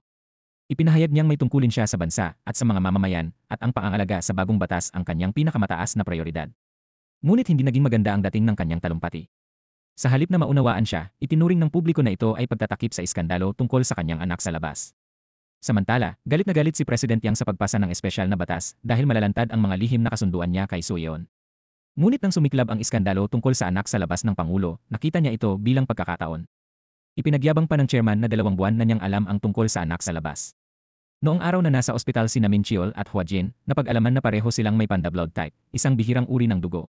Dahil sa kakaibang pagkakatulad na iyon, napaghinalaan niyang magkamag-anak ang dalawa. Ginamit ni President Yang ang impormasyong ito laban kay Min Cheol. Habang lumalaki ang iskandalo, unti-unti niyang tinalikuran ni Min Cheol ang mga mambabatas na dating kakampi. Maya-maya, bumisita si Min Cheol sa Memorial Tower ng kanyang dating kasintahan upang mag-alay ng respeto. Ang palawit na singsing na nakita niya kay Hwajin noon ay ginawa mismo niya, at iyon ang singsing na ginamit niya sa formal na pag-propose bago pa man niya nakilala si Suyeon. Habang nagbabalik tanaw, dumating ang opisyal na investigador ng aksidente ng kanyang dating kasintahan. Ibinunyag nito na may kotse na nakaparada sa pinangyarihan ng banggaan. Bagaman malabo ang plaka, nakilala ni Min Cheol na sasakyan iyon ng kanyang asawang si Suyeon. Nabigla siya at nagsimulang magduda na si Suyeon mismo ang nagdulot ng aksidente. Nagkita rin si Suyeon at Hwajin. Matapos ang kanilang pag-uusap, pumayag si Hwajin na sumailalim sa paternity test. Ngunit binalaan siya ni Suyeon, kahit mapatunayan sa resulta na anak siya ng Pangulo, huwag siyang umasa ng kahit ano, pera man o pagkilala sa pamilya. Pagkatapos nito, ibinigay ni Suyeon ang form ng pahintulot sa DNA test para pirmahan ni Hwajin. Sa sandaling iyon, tumawag si President Yang kay Hwajin. Binalaan niya ito na huwag ituloy ang pagsusuri at ibinunyag na si Suyeon ang pumatay sa kanyang ina. Nagkita muli si Hwajin at President Yang. Sa kanyang pagiging inosente, naniwala si Hwajin na mapapakulong niya si Suyeon dahil sa hit and run, ngunit ipinaalam ni President Yang na may immunity si Suyeon bilang asawa ng Pangulo. Kahit mahuli siya, kayang palayain ni Min Cheol sa isang salita lamang. Idinagdag pa niyang tanging si Hwajin lamang ang makapipigil dito. Sinabi ni President Yang na kung malalaman ng publiko na iniwan ni Min Cheol ang kanyang dating kasintahan at tinulungan si Suyeon sa pagtatakip, hindi na niya maililigtas ang asawa. Bilang kapalit ng kanyang payo, pinayuhan niya si Hwajin na huwag munang magpa-DNA test dahil iyon ay makabubuti kay Suyeon. Nagpanggap siyang ginagawa ito para sa kabutihan ni Hwajin at hinikayat siyang muling lumabas sa TV upang tuluyang ilantad si Suyeon. Ngunit sa lihim, nakipagpulong si President Yang sa ilang mambabatas. Binigyan niya ang bawat isa ng alak na kapag nascan ang QR code sa bote, otomatikong maglilipat ng 100 milyong won sa kanilang account, isang bribery scheme.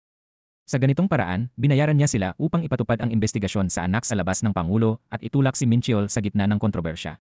Kahit isang buwan na lang bago ang inaugurasyon ni Minchiol, determinado pa rin si President Yang na pabagsakin siya. Samantala, muling nilapitan ng media si Hua Jin, hinihikayat siyang lumabas muli sa telebisyon. Tumanggi siya, sinabing hindi siya naghihiganti at hindi niya tinarget si Suyeon. Lumabas lang siya noon upang hanapin ang salarin sa aksidente ng kanyang ina, kahit pa hindi si Suyeon yon. Ngunit ipinaalala ng producer na maaaring kasangkot din ang Pangulo sa aksidente. Marahil ay alam ni Minchiol ang ginawa ng asawa o baka nakipagsabwatan pa siya rito, lalo't panahon ng eleksyon nang mangyari ang aksidente. Kung totoo iyon, ang pagkawala ng dating kasintahan ay paraan upang matakpan ang iskandalo ng pagkakaroon ng anak sa labas. Naniwala ang producer na kung muling lalabas sa TV si Hua Jin, mas marami pang lihim ng unang mag-asawa ang mabubunyag. Samantala, ipinatawag si Suyeon ng pulisya para sa investigasyon. Sa gitna ng pagtatanong, nanatiling tahimik si Suyeon at humiling ng abogado. Tinawag niya si Attorney Kang. Pagdating ng abogado, hindi pa rin siya sumagot sa mga tanong ng mga investigador. Hiningi ni Attorney Kang na magpribado muna sila upang makausap si Suyeon. Nang makaalis ang mga pulis, nagsimulang magsalita si Suyeon. Sinabi niyang hindi niya pananagutin si Attorney Kang sa panlilinlang at pagnanakaw ng ledger, ngunit kapalit nito, may hinihiling siya. Gusto niyang pigilan ng abogado ang kasambahay sa pagsuko nito sa pulisya, anuman ang mangyari. Doon lamang nalaman ni Attorney Kang na ang totoong driver sa aksidente ay ang matandang kasambahay ni Suyeon. Kaya pala nanahimik si Suyeon upang protektahan ito. Umiiyak na inamin ng kasambahay na mahigit 40 taon na siyang naglilingkod kay Suyeon. Itinuturing niya itong parang sariling anak. Hindi niya maatim na makita itong napapahamak dahil sa kanya. Dahil sa kanyang mga salita, naantig si Attorney Kang at pumayag na isama siya sa presinto upang magharap sila ni Suyeon. Ngunit sa gitna ng biyahe, isang biglaang banggaan ang naganap. Tumilapon mula sa sasakyan sina Attorney Kang at ang kasambahay. Ang aksidenteng ito ay planado ni President Yang. Matagal na pala niyang binayaran ang driver ni Suyeon upang sabotahin ang kanilang paglalakbay. Samantala, bumisita si Minchiol sa isang dating kasamahan sa trabaho at ibinuhos ang kanyang saloobin. Inamin niyang kahit gaano siya kasigasig sa pagpasa ng batas, unti-unti na siyang nagiging tulad ng mga politiko na labis niyang kinamumuhian noon, mapanlinlang at mapagplano. Habang nakatitig sa lumang larawan nila ng kanyang dating kasintahan at mga katrabaho, tumulo ang kanyang mga luha. Pagkatapos noon, nagtungo siya sa opisina ni Attorney Kwon at inimbitahan itong maging tagapangulo ng espesyal na komite na mag-imbestiga sa sunog sa planta. Si Attorney Kwon ang dating abogado ng pabrika na halos mawala ang lisensya sa paglaban para sa mga manggagawa noon. Ngunit nagbabala si Attorney Kwon kung lalawakan ang investigasyon, maaari ring masangkot si Suyeon. Tinanong niya kung handa pa rin si Minchiol na ituloy ito kahit buhay ng asawa niya ang nakataya. Natahimik si Minchiol. Maya-maya, dumating ang ulat ng isang tauhan, iniimbestigahan si Suyeon sa kasong hit and run, agad siyang tumakbo papuntang presinto, ngunit binalaan siya ng kanyang aide na nakaantabay ang mga mamamahayag sa labas. Kung pupunta siya ngayon, lalo lamang siyang masasangkot sa kontrobersya. Kahit alam na ni Minchiol ang bigat ng sitwasyon, nagpa siya pa rin siyang pumunta sa himpilan ng pulisya. Hindi dahil sa anumang dahilan, kundi dahil ang taong sangkot ay ang kanyang asawang si Suyeon na nakasama niya ng higit sa 20 taon. Samantala, sa kabilang dako, si Hyrin, ang dating sekretarya ni Minchiol, ay nasa bahay kasama ang anak niyang lalaki. Kinagabihan, kapansin-pansin ang kakaibang ayos ni Hyrin, tila ba may malayong pupuntahan. Abala siyang nagplansa ng damit ng anak at pinagmamasdan ang mga guhit ng taas nito sa pader, mga bakas ng paglipas ng panahon. Habang inaalala ang mga sandaling kasama ang pamilya, tila buo na ang loob niyang gawin ang isang mabigat na desisyon. Sa labas ng himpilan ng pulisya, tulad ng iniulat ng mga tauhan, nagkagulo na ang mga mamamahayag na nagla-livestream ng mga panayam. Sa sandaling iyon, dumating si Minchiol, isinugal ang lahat upang harapin ang sitwasyon. Nang harapin siya ng mga reporter at bombahin ng tanong, mahigpit niyang hiniling na huwag gumawa ng mga haka-haka at walang basehang balita. Binigyang diin niyang ang pagpunta niya roon ay hindi upang impluwensyahan ang pulisya o baluktutin ang investigasyon, kundi upang samahan lamang ang kanyang asawa sa panahong iyon. Isa sa mga mamamahayag, si Minju, ay nagtanong kung mapatunayan na may kinalaman si Suyeon sa aksidente, handa ba kayong bumaba sa posisyon? Natahimik si Minchiol sa harap ng tanong na iyon, ngunit bigla na lamang dumating si Hyrin. Sa harap ng lahat, buong tapang niyang inamin na siya ang may kasalanan sa aksidente at walang kinalaman si Minchiol at ang kanyang asawa. Matapos ang kanyang pag-amin, agad siyang inaresto ng mga pulis.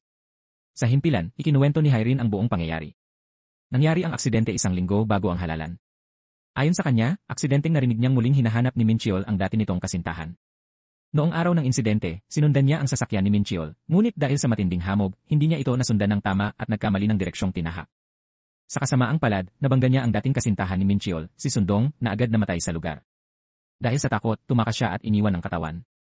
Sa gitna ng kanyang pagkataranta, tinawagan siya ni Suyeon, ngunit hindi siya makapagpaliwanag at agad na binaba ang tawag. Dahil kasagsagan noon ng kampanya, alam ni Hyrin na kung mabubunyag ang aksidente, lalo na't ang biktima ay dating kasintahan ni Minchiol, siguradong masisira ang kanyang kandidatura. Wala siyang ibang magawa kundi itago ang katotohanan, at nangako sa sarili na kapag nanalo si Minchiol bilang pangulo, saka lamang siya aamin. Ngayon, matapos mabunyag ang lahat, personal na pinuntahan ni Min Cheol si Irene sa kulungan at binigyan ito ng baso ng mainit na tubig. Doon niya napagtantong alam pala ni Irene ang lahat tungkol sa kanya, samantalang siya, bihira itong mapansin. Hindi siya nagalit kay Irene. Sa halip, sinabi niyang nauunawaan niya ito, ginawa raw iyon ni Irene para sa kanyang karera sa politika. Ngunit itinama siya ng babae. Ang dahilan daw ng kanyang ginawa ay hindi para kay Min Cheol, kundi para sa sarili niya at para sa kanyang yumaong asawa na namatay sa insidente sa planta ng kemikal. Matagal nang isinusulong ni Min Cheol ang isang espesyal na batas, ang parehong batas na pinanghahawakan ni Irene. Upang matulungan siyang maipasa ito, pinili ni Irene na itago ang kasalanan. Naalala niya ang huling habilin ng kanyang asawa bago ito pumanaw na sana, paglaki ng kanilang anak, ay mabuhay ito sa isang makatarungang lipunan kung saan iginagalang ang karapatan ng mga ordinaryong tao. Kaya, upang tuparin ang pangakong iyon, itinago niya ang katotohanan hanggang sa wakas. Bukod sa pag-amin sa pulis at kay Min Cheol, nagsulat din si Irene ng liham para sa kanyang anak na isiniwalat ang kanyang kasalanan. Ang dahilan ng pagiging malungkot niya nitong mga nagdaang araw ay dahil napagpasyahan na niyang sumuko. Samantala, nasa ospital si Soyeon kasama ang anak na si Jae-hyo, naghihintay sa labas ng operating room. Ang inaoperahan ay si Mayong-ju, ang taga-disenyo ng kanyang mga kasuotan na naaksidente noong nakaraang gabi. Ipinahayag ng doktor na matagumpay ang operasyon, ngunit nananatili pa rin itong walang malay. Labis na nagdalamhati si Soyeon na matagal nang itinuring si Mayong-ju na parang sariling ina. Dumating si Min Cheol sa ospital at humingi ng tawad kay Soyeon. Inamin niyang mali siyang nagduda sa asawa tungkol sa pagkamatay ni Sundong. Ang higit niyang hindi mapatawad sa sarili ay ginamit pa niya ang insidente upang pag-isipan ang mga pakinabang sa politika. Ngunit sinabi ni Soyeon na bilang pangulo, natural lamang na kailangang timbangin ang mga desisyon. Ngunit labis siyang nagulat nang biglang tinanong ni Min Cheol ang tungkol sa kanyang ugnayan kay Chairman Jiang at sa katotohanan sa likod ng sunog sa planta noong 2012. Pinilit siyang kausapin ng asawa, sinabing maaari siyang magsabi ng totoo dahil mag-asawa naman sila. Ngunit umiwas si Soyeon, sinabing hindi ito ang tamang oras dahil nasa kritikal na kalagayan pa si Mayong-ju. Habang nagaganap ito, nagsimula ang mga protesta sa labas. Dahil sa balitang may anak si Min Cheol sa labas, marami ang nagalit at humihiling ng kanyang pagbibitiw. Sa halip na magpaliwanag tungkol sa anak, humarap siya sa publiko at tinalakay ang isyong mas mahalaga para sa kanya, ang espesyal na batas at ang investigasyon sa sunog sa planta. Nangako siyang kung mapapatunayan na may kinalaman si Soyeon, agad siyang magbibitiw bilang pangulo. Samantala, kumilos din si Soyeon. Pinuntahan niya si Chairman Jiang na abalang winawasak ang mga ebidensyang makakasira sa kanya. Diretso siyang nagsalita, alam daw niyang si Jiang ang nasa likod ng aksidente kay Mayong-ju. Ginawa raw iyon ni Jiang upang ilihis ang pansin sa espesyal na batas. Inamin ni Jiang ang lahat, ngunit agad niyang ibinaling ang sisi kay Soyeon, sinasabing dahil sa kanyang pagtangging sundin ang utos nito at sa pagpupumilit niyang ipa-DNA test kay Jae-hyo, napilitan siyang gumawa ng hakbang. Ngunit hindi ganoon kadali si Soyeon. Mula sa kanyang bag, inilabas niya ang isang pen recorder na naglalaman ng lihim na pinakatatakutan ni Jiang, ang katotohanan tungkol sa sunog sa planta. Ipinakita niya ito kay Jiang at tahasang sinabi na kung hindi ito mananahimik, ilalantad niya ang lahat, kahit kapalit nito ang sariling buhay. Sa harap ng pagbabanta, bumigay si Chairman Jiang, lumuhod pa at nakiusap, alok ang malaking halaga kapalit ng recorder. Ngunit tinanggihan siya ni Soyeon, sinabing kung hindi magigising si Mayong-ju, siya mismo ang magbabayad sa ginawa niya. Ang hindi alam ni Jiang ay matagal na siyang nilalaro ni Soyeon. Naipasa na niya sa mga piskal ang mga ebidensyang nakalap niya, mga litrato ng pagkikita ni Jiang sa mga kongresista, at ang mga mamahaling alak na ginamit nito sa panunuhol. Dahil dito, agad na naglunsad ng pagsisiyasat at pagkumpiska ng ari-arian ang mga otoridad sa kumpanya ni Jiang. Ngunit kasabay nito, unti-unti na ring lumalapit ang panganib kay Soyeon. Nakipagkita si Min Cheol kay Madam Park, ang asawa ng kasalukuyang pangulo. Alam ni Madam Park na naghahanap si Min Cheol ng diary ng dating presidential secretary upang malaman ang buong katotohanan sa sunog sa planta. Binalaan siya ni Madam Park, hindi niya maaaring makamit ang lahat, kailangang pumili siya sa pagitan ng katotohanan at ng batas na kanyang ipinaglalaban. Dahil alam niyang determinado si Min Cheol na isakripisyo ang posisyon para sa katotohanan, nagpasya si Madam Park na sabihin ang lahat. 15 taon na ang nakalipas, ang kasalukuyang pangulo noon ay isang kongresista, samantalang ang ama ni Soyeon ay tumatakbo bilang pangulo. Para sa kapangyarihan, nagkasundo silang itago ang katotohanan sa likod ng sunog at isisi ito sa isang manggagawang nagngangalang Taehoon habang pinalabas na si Min Cheol ang utak ng insidente. Nang malaman yon, lumuhod si Soyeon sa kanyang ama at nakiusap na huwag idamay si Min Cheol na noon ay nasa gitna ng kampanya bilang kongresista. Bilang kapalit, pumayag siyang tumulong sa plano ng ama upang itapon ang lahat ng kasalanan kay Taehoon. Sa awa, pumayag ang kanyang ama. Sa tulong ni Soyeon, napagbintangan si Taehoon bilang salarin habang si Min Cheol ay naging biktima. Pagkatapos, nakipagkita si Soyeon kay Madam Park na asawa pa noon ng isang kongresista at nangakong tutulungan itong maitaas ang posisyon ng asawa kapalit ng sariling interes. Ang paraan, patalsikin ang kanyang kapatid na si Jong Ryun at siraan maging ang sariling ama. Sa planong ito, nakipagsabuatan siya kay Chairman Jiang. At sa pangalan ng ambisyon, pumayag si Madam Park na ngayon ay handa nang isiwalat ang lahat. Kasabay nito, napagtanto ng unang ginang na ang lahat ng sigalot sa pabrika at maging ang insidente ng sunog ay gawa-gawa lamang ni Su Yeon at Chairman Jiang na ang layunin ay tulungan si Min Cheol manalo bilang kongresista. Bagamat ang pagkamatay ni Min Hee ay hindi bahagi ng orihinal na plano ni Su Yeon, ito ang naging bunga ng kanilang mga manipulasyon. Nang marinig ni Min Cheol mismo ang katotohanan sa nakaraan, labis siyang nabigla at hindi agad matanggap ang lahat. Ngunit nang balikan niya ang mga detalye ng araw ng sunog, unti-unti niyang napagtanto na totoo ang lahat. Noong panahong iyon, nagkaroon ng labor dispute sa pabrika at pumunta siya roon upang makipagkasundo sa mga manggagawa. Habang nagaganap ang negosasyon, sinadya ni Su Yeon na buksan ang pinto at pinapasok ang mga tauhan mula sa labas, dahilan upang sumiklab ang trahedya ng araw na iyon. Matapos ang aksidenteng kinasangkutan ng tagapangalaga, hindi na kayang itago ni Su Yeon ang katotohanan. Isinuko niya ang lahat ng detalye ng insidente sa kanyang abogado, si Attorney Kang. Matagal na niyang alam na lumapit si Attorney Kang sa kanya upang maghiganti, kaya ginamit niya ang kahinaan ng damdamin nito. Ngayon, taos-pusong humingi ng tawad si Su Yeon sa abogado sa lahat ng kanyang nagawa noong nakaraan. Sa harap ng kanyang pagsisisi, unti-unting napawi ang galit ni Attorney Kang. Pagkaraan, pumasok si Min Cheol sa silid ng ospital upang harapin ang asawa at alamin ang katotohanan tungkol sa nakaraan. Sa wakas, inamin ni Su Yeon ang lahat na ang sunog sa pabrika ay isang ang patibong na siya at si Chairman Jiang ang nagplano upang maiangat si Min Cheol sa posisyon at maging pangulo. Napaluha si Min Cheol sapagkat noon niya lamang napagtanto na ang tagumpay niyang marating ang rurok ng kapangyarihan ay itinayo sa dugo at buhay ng mga inosenteng manggagawa. Ngunit sa halip na paghingi ng tawad, nagsinungaling si Su Yeon at sinabing hindi niya kailanman minahal ang asawa. Mula simula hanggang wakas, ang tanging gusto lamang daw niya ay ang magkaroon ng asawang magiging pangulo, ang magbigay sa kanya ng titulo bilang unang ginang. Nasaktan at labis na nadurog si Min Cheol. Umalis siya, iniwan ang mga bodyguard, at mag-isang nagmaneho patungo sa bahay ng isang matandang kamag-anak ng mga biktima sa pabrika. Doon, nagpasya siyang magpatawag ng isang espesyal na pulong ng komite upang ibunyag ang buong katotohanan tungkol sa insidente ng sunog. Samantala, si Jae-hoo ay nakipagkita sa kanyang half-sister na si Hwa-jin, umaasang magkakaroon sila ng maayos na pag-uusap. Ngunit sinalubong siya ni Hwa-jin ng kayabangan at paghamak. Sa paningin ni Hwa-jin, si Jae-hoo ay isang batang spoiled at walang alam sa hirap. Nauwi ang kanilang pag-uusap sa hindi magandang pagtatapos. Habang pauwi, muli niyang nakasalubong ang grupo ng mga kaplasing madalas siyang apihin. Dahil sa takot, tumakbo siya at nagtago sa hagdanan, ngunit doon siya biglang dinakip ng mga hindi kilalang lalaki. Di nagtagal, nakatanggap si Su Yeon ng tawag, dinukot si Jae-hoo. Humingi ng kapalit ang mga kidnapper, ang ballpen recorder na naglalaman ng ebidensyang makakapahamak kay Chairman Jiang. Alam na alam ni Su Yeon na si Chairman Jiang ang utak ng lahat. Matapos marinig ang tinig ng anak sa kabilang linya, pumayag siyang sundin ang utos, kapalit ng kaligtasan ni Jae-hoo. Ang lugar ng tagpo ay walang iba kundi ang dating pabrika na nasunog noon. Pagdating doon, nakita ni Su Yeon si Jae-hoo. Gaya ng inasahan, dumating din si Chairman Jiang. Upang mailigtas ang anak, napilitan si Su Yeon na ibigay ang ballpen recorder. Agad itong sinira ni Chairman Jiang, ngunit kahit nagawa na yon, wala siyang balak pakawalan ang mag-ina. Alam niyang si Su Yeon ang pinakamalakas na testigo laban sa kanya, kaya upang hindi na siya mabunyag, pinili niyang tapusin ang lahat. Nagmakaawa si Su Yeon, ngunit malamig lamang siyang tiningnan ni Chairman Jiang bago niya ibinato ang isang kanister ng gas papunta sa apoy at isinara ang pinto. Iyon na ang huling pagkakataon na tumawa siya ng mayabang, hindi na niya hahayaang si Su Yeon ang magdikta sa kanya. Sa loob ng nasusunog na gusali, nagsumikap si Su Yeon upang makawala. Sa wakas, nabuksan niya ang pinto.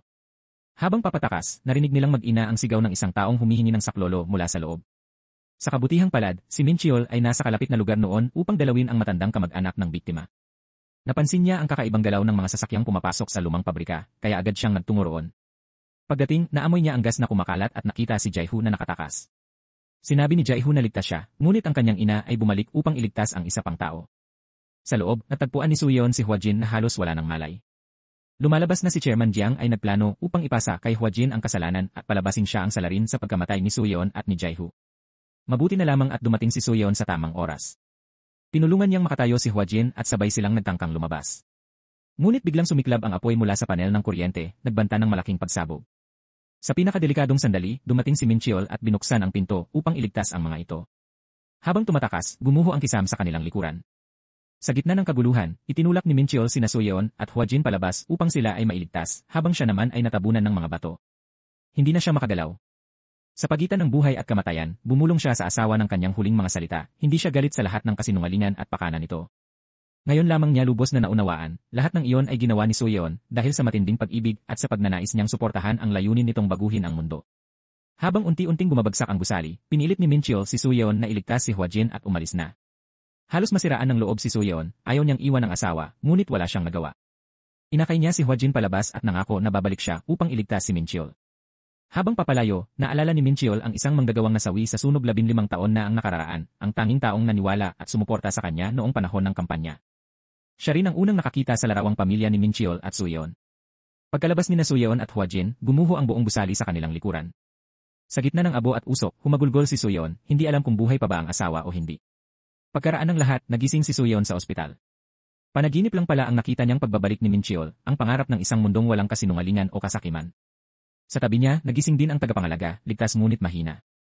Sa pag-usad ng investigasyon, nalantad ang mga krimeng ginawa ni Chairman Jiang, kabilang ang planong pag-atake kay Jaihu at ang pagsabotahe sa aksidenteng sinapit ng tagapangalaga. Doon din ibinunyag ng tagapangalaga na siya pala ang tunay na nakabangga sa ina ni Hwa Jin, hindi ang sekretarya. Lubos ang pagsisisi niya at humingi ng tawad kay Hwa Jin, na tahimik lamang at puno ng lungkot. Wala pa ring balita kay Min Cheol. Sa kabila nito, patuloy na umaasa ang lahat na buhay pa siya. 3 araw makalipas, si Suyeon mismo ang humarap sa espesyal na komite bilang kinatawan ng kanyang asawa. Inilahad niya ang buong katotohanan ng insidente sa pabrika, pinawalang sala ang mga inosenteng manggagawa, at ipinangako na tatanggapin niya ang anumang parusa. Ibinunyag din niya ang koneksyon ng mga makapangyarihang opisyal, kabilang ang Pangulo at ilang mambabatas, sa trahedyang iyon. Sa huli, inulit niya ang paniniwala ni Min Cheol, kung nais mong baguhin ang mundo, magsimula sa sarili. Ang pagliligtas sa isang tao ay pagliligtas sa buong mundo. Mula noon, araw-araw na bumabalik si Suyeon sa lugar ng nasirang pabrika upang hanapin ang asawa. Sa panahong iyon, nagkasundo na rin sila ni Hwa Jin, inabot niya ang kanyang scarf bilang simbolo ng kapatawaran. At sa isang araw na puno ng pag-asa, natagpuan ng rescue team si Min Cheol, buhay pa, nakaligtas mula sa bumuhong pabrika. Muling nagningning ang mga mata ni Suyeon, puno ng luha at panibagong pag-asa. At dito nagtatapos ang seryeng First Lady. Alam naming bitin na bitin kayo sa ending, pero yan na po talaga ang huling eksena ng serye. Imaginahin na lang natin na masaya na silang lahat sa kani-kanilang buhay. Ganyan po talaga ang mga Korean drama, laging may pahabol sa puso. Maraming salamat po sa panonood at magkita-kita tayo sa susunod na kwento.